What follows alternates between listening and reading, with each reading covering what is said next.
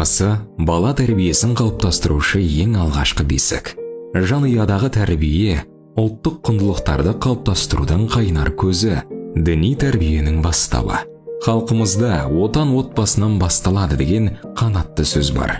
Жанұяда жақсылық көбейсе, қоғамда ізгілік салтанат құрады.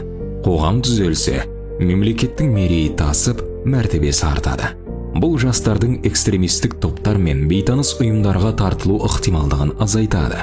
Сондай-ақ отбасылық білім балалардың өз әрекеттеріне сенімді болуына және олардың лаңкестік топтарға қосылуына жол бермеуге көмектеседі. Діни экстремизм мен терроризмнің алдын алу отбасынан басталады. Балаларыңызға үлгі болыңыз. Өзге мәдениет пен діндерді құрметтеуге үйретіңіз. Және олардың жеке тұлға ретінде қалыптасуына көмек қолын созыңыз.